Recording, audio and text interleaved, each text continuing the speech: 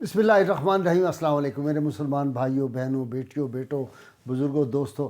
आज 11 रबीउ सानी और सैयदना अब्दुल कादिर जिलानी गौसे आज़म का उर्स पाक है। सैयदना अब्दुल कादिर जिलानी इमामुल औलिया है। आपका मकाम ये है कि हज़रत गौस अली शाह पानीपती रहमतुल्लाह अलैह फरमाया करते थे कि तमाम औलिया जो हैं वो आशिक इलाही हैं, लेकिन दो औलिया किराम में ऐसी हस्तियां हैं, एक महबूब सुबहानी शेख अब्दुल कादिर जिलानी और एक ख्वाजा निज़ामुद्दीन महबूब इलाही रहमतुल्लाह अलैह, जिनको महबूबियत का मकाम हासिल है औलिया किराम में।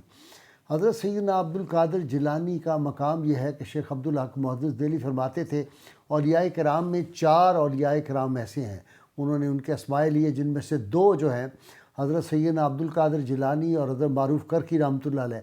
ये दोनों बुज़ुर्ग वो हस्तियां हैं जो अपने विसाल के बाद अपने मिज़ार पाक से भी उसी तरह फैज़ याब लोगों को फरमाते हैं जिस तरह अपनी हयात ज़ारी में थे। बेशुमार आपकी करामात का ये आलम है कि इमाम इब्न तैमिया जो थे वो इब्न तैमिया फरमाया करते थे कि इनकी करामात हद तवातुर तक पहुँची हुई हैं। और इमाम अहमद बिन हम्बल रहमतुल्लाह अलैह के जब ये मिज़ार अक़दस पे तशरीफ़ ले गए तो वहाँ बुज़ुर्ग फरमाते हैं कि इमाम अहमद बिन हम्बल जो थे अपने मिज़ार पाक से बाहर आए। उन्होंने कहा, फ़िक़्ह में तो आप मेरे मुक़ल्लिद हैं, लेकिन शरीयत और तरीक़त में मैं आपका मोहताज हूँ। तो आपको गले लगा लिया उन्होंने। ये सैयदना अब्दुल कादिर की शान है।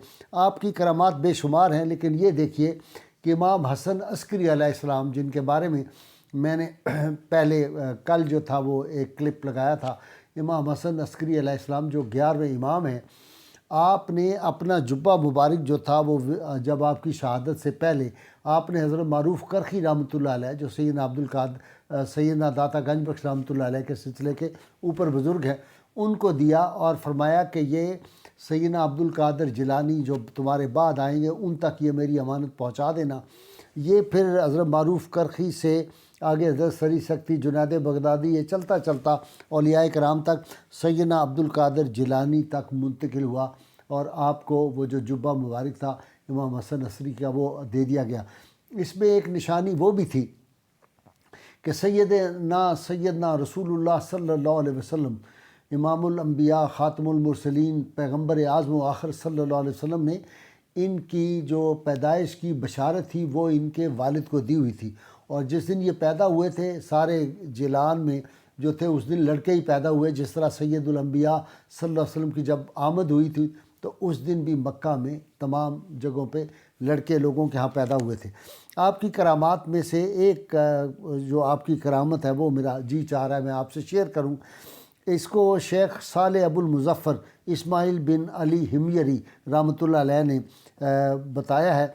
वो कहते हैं कि शेख अली बिन हैतमी रहमतुल्लाह अलैह, ये बहुत बड़े बुज़ुर्ग थे इराक़ के, कहते हैं वो जब भी बीमार होते तो शेख इस्माइल फरमाते हैं शेख साले कि मेरे यहाँ वो तशरीफ़ लाते, मेरी ज़मीनों पर आके ठहरते, वहाँ पे बड़ा पुरफ़ज़ा मकाम था।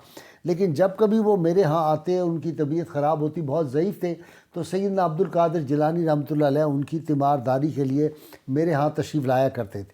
तो कहते हैं कि जब आप तशरीफ़ लाए, उनकी तीमारदारी की, उनके लिए दुआ की, वो तंदुरुस्त हो गए। तो कहते हैं वहाँ जब मौजूद थे आप, तो आपने मेरी ज़मीन पर 2 खजूर के दरख्त थे जो बहुत अरसे से खुश्क थे, एक के नीचे आपने जो था वज़ू फरमाया और दूसरे जो दरख्त था उसके नीचे आपने 2 नफल भी अदा फरमाए। कहते हैं जब आप चले गए तो वो दोनों दरख्त जो थे उनके पत्ते निकल आए, सर सब्ज़ हो गए और उसी हफ्ता में उनमें फल आ गया, हालांकि वो खजूरों के फल का वक्त भी नहीं था। तो कहते हैं मैंने अपनी ज़मीन में से उन दरख्तों में से कुछ खजूरें ली और आपकी खिदमत में मैंने जाके हाज़िर कर दी। आपने उसमें से खाई और मुझे दुआ दी कि अल्लाह ताला तेरे इस दरख्त में, तेरे दिरम में, तेरे साह में और तेरे दूध में बरकत दे। कहते हैं उस साल सैयदना अब्दुल कादिर जिलानी के वहाँ नवाफिल पढ़ने की इतनी बरकत हुई कि मुझे इतना फसलों से फल आया कि जिसका हिसाब नहीं, और मैं 1 दिरम खर्च करता था तो उसके बदले में अल्लाह ताला मुझे 3 गुना ज़्यादा अता फरमाते थे। और कहते हैं कि मैंने वहाँ से जो मेरी गंदम हुई वो मैंने ला के एक स्टोर में रख दी, तो वहाँ से मैं 50 बोरी खर्च करता था। जब मैं दूसरे दिन जाके देखता तो वो फिर 100 बोरी की 100 बोरी वहाँ पे होती और वो कभी कम उसमें से नहीं हुई थी।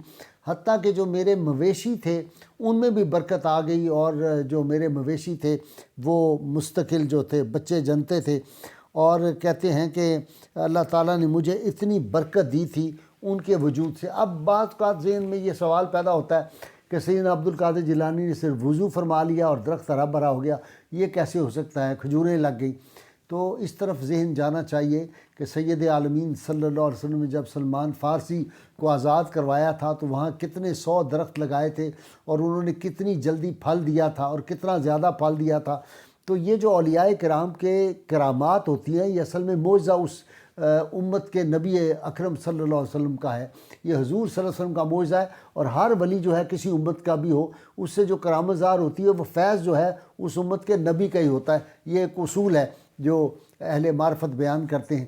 تو یہاں پہ بھی یہ سوچنا چاہیے کہ سیدہ ام معبد رضی اللہ تعالی عنہ جب رسول اللہ صلی اللہ علیہ وسلم ہجرت فرما رہے تھے سیدنا صدیق اکبر کے ساتھ، تو آپ نے جس چھوٹے سے پودے کے نیچے وضو فرمایا تھا وہ پودا ایک ہی دن میں کتنا بڑا ہو گیا تھا، اور جب ان کے شوہر آئے تو وہ بڑے حیران ہو گئے تھے کہ اتنا بڑا یہ درخت کیسے بن گیا، اور وہ درخت 14 صدیاں سے اس جگہ موجود، اور اس کی برکات جو ہیں یہ الگ ایک سبجیکٹ ہے، میں نے کئی جگہ پہ بیان فرمایا۔ اور اس درخت کی بھی شان یہ تھی کہ اس درخت سے جس کسی نے اس لکڑی کو کبھی پانی میں بھگو کے پیا تو فالج کے مریض ٹھیک ہو جاتے تھے، دل کے مریض ٹھیک ہو، حتیٰ کہ مجھے پتہ ہے کئی لوگ ایسے تھے جن کے سرطان کا جو مرض تھا، کینسر جو تھا، ان کا بالکل تندرست ہو گیا اور لوگ صحیح چلتے پھرتے ہیں۔ تو یہ اولیاء کرام کو جو فیضان ہوتا ہے، اور سیدنا عبد القادر جیلانی چونکہ حسنی حسینی سید ہیں، نصیب الطرفین سید ہیں، اس لیے آپ سیدنا عبد القادر جیلانی کو یہ اتنی کرامات ہیں۔ اور سب سے بڑھ کے یہ کہ آپ فرمایا کرتے تھے اللہ کا شکر ہے کہ اللہ نے مخلوق کی محبت میرے دل میں ڈال دی ہے، مخلوق خدا کی آپ بہت خدمت کرتے تھے، اور فرمایا کرتے تھے خیر کے کاموں میں سب سے اچھا کام میں نے پایا ہے لوگوں کو کھانا کھلانا۔ آج بھی آپ دیکھیں عرب کے ریگزاروں سے لے کر اور آپ چلے جائیں جو ہے یورپ کے لہلہاتے باغوں تک، کوئی دنیا کا کونا ایسا نہیں جہاں سیدنا عبد القادر جیلانی کا فیض آج بھی نہیں پہنچا، اور جہاں 11ویں شیف کے ختم نہیں ہوتے، آپ کا ختم نہیں دلایا جاتا، تو وہ برکات اور آپ کا لنگر آج بھی جاری ہے اور تا قیامت جاری رہے گا، اس لیے کہ آپ امام الاولیاء ہیں۔ آج کل یہ بھی فتنے شروع ہو گئے، بعض لوگ آج کے دور میں اٹھ کے کھڑے ہو گئے، انہوں نے کہا سیدنا عبد القادر جیلانی سے ہمارا مقام بڑا ہے۔ ایسے لوگوں نے مجھے فون بھی کیا، اللہ تعالیٰ ہمیں بچائے ایسے گستاخوں سے، ایسے بے ادبوں سے، ایسے ناسمجھوں سے جو اپنے مقام کو اتنا بڑا بلند کرتے ہیں۔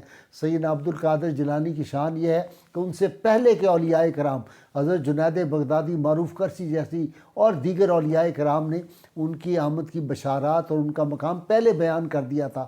اس لیے آج ہمیں اس بات کی ضرورت ہے کہ سیدنا عبد القادر جیلانی کا وہ جو عقیدہ توحید تھا، وہ فرماتے تھے کہ ساری دنیا تمہیں فیض دینا چاہے اللہ نہ چاہے تو تمہیں کچھ نہیں دے سکتا، اور ساری دنیا تمہیں جو ہے وہ نہ دینا چاہے اور اللہ دینا چاہے تو اللہ دے سکتا ہے۔